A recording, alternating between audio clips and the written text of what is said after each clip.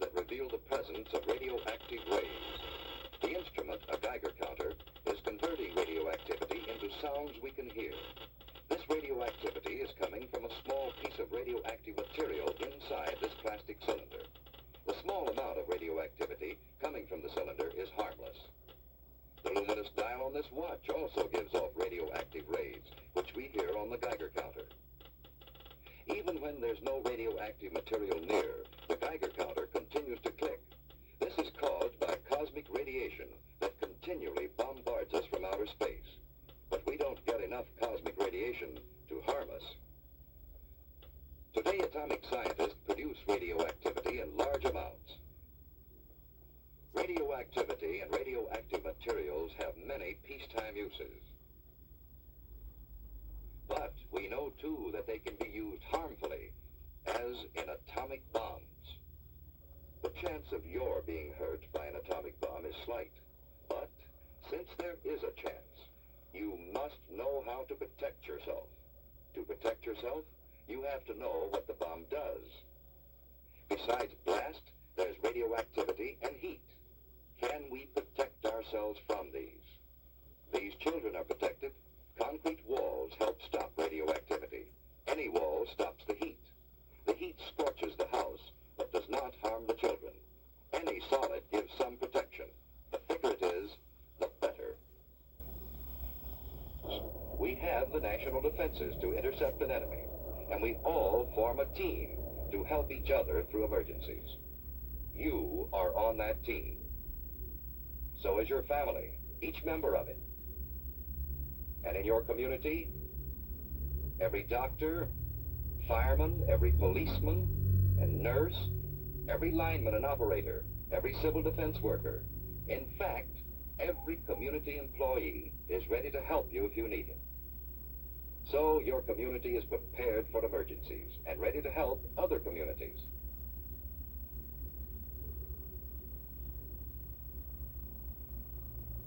We have state and national headquarters for civil defense. And your city has a civil defense corps. We have a warning system and a system of defense. Yes, we have the equipment and the people for an effective team. But, like any team, it can win only when everyone knows his job and does it well. What is your job?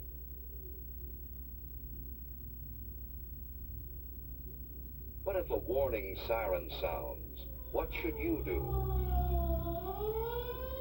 Look for cover, the nearest cover. Don't try to make it home unless home is the nearest place to go. Don't hesitate. Find cover.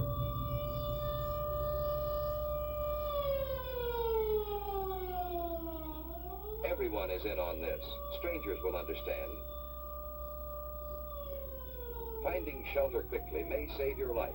If you can't get into a house, get behind a wall or a steep embankment on the side away from the city. Civil defense teams will go into action immediately. If you're home, you've work to do. Hi, Susie. Everything's fine upstairs. How are you doing here? Okay, I guess. That's good. We repeat, cover windows to protect against the possibility of broken glass, heat, and radioactivity. Turn off fires. If you are home and are not assigned to civil defense duties, go to your prepared shelter. Those who are in shopping centers, go to prepared Well, the fires shelters are taken immediately. out. Now we'll go down the In basement. this practice alert, we are assuming that the attack will come on the waterfront area. See, it's just practice. All this rushing around for nothing. Now, there's just where you're wrong. We need this practice. Now, come on, let's do our job. That's good thinking. We all need practice. Here's a clean, well-prepared shelter in the basement. Ted and Sue have a battery radio, and they have soda ash and stirrup pump fire extinguishers. They have other emergency supplies, too. A flashlight, a well-equipped first aid kit, with plenty of bandages, tape, and scissors. A Red Cross first aid book, a few cans of food, a good supply of water, blankets, and an electric lantern in reserve. You know, Susie, This stuff would come in handy on a camping trip. I'd a lot rather be on a camping trip. Say, what would they do if we didn't have a basement? At school, they told us we should be away from windows and behind double walls. You know, like an inside hall. Ted's right. If you live in an apartment house, you can't all go to the basement. Head for a shelter area. If none is marked for you, find cover away from windows and in a hallway if possible.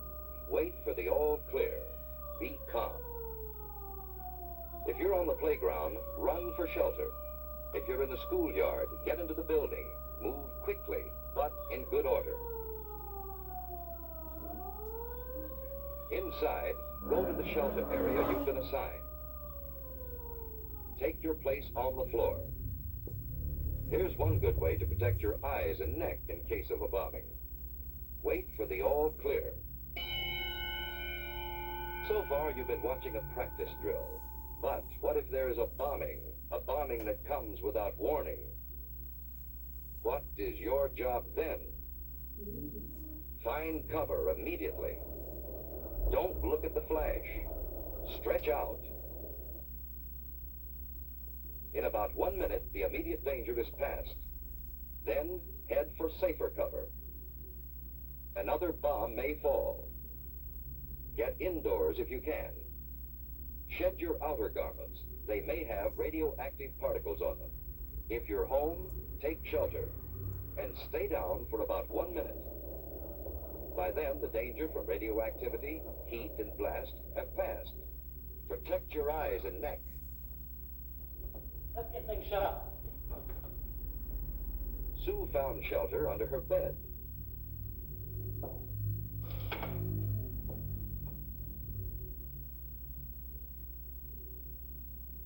Dad, let's get the battery set. When the house current is off, that battery radio is essential. Keep tuned in.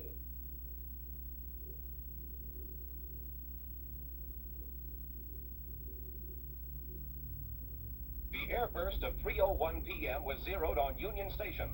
Heavy damage extends from about 14th Street north to as far south as the waterfront. You know, we're lucky. That blast was miles. Stay undercover unless you have civil defense to... I've just been handed a bulletin. There's been an underwater burst at the waterfront. Water thrown up by the bomb is falling as mist and rain, and it is radioactive. Avoid this radioactive mist and What rain. do you mean by radioactive? According to what Dad said, the radioactivity gets into the mist and rain. And if the mist or rain gets on you, it would have to make you very sick. What would you do about it? I'd scrub thoroughly with a detergent and water. What's a detergent? It's something like Mom uses when she washes dishes and clothes. Don't drink tap water. It may be contaminated. Ted and Sue are waiting for the all clear.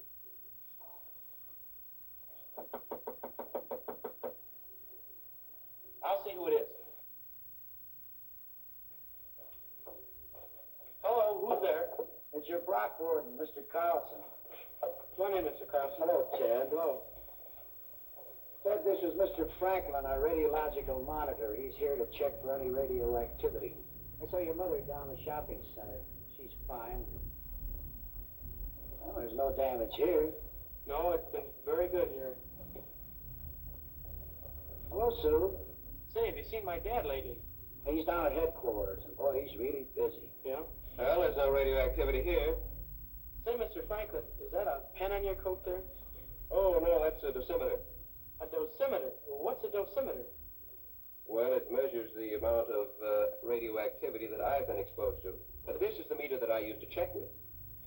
Say, Mr. Carlson, is there anything I can do outside to help? No, Ted, everything is under control.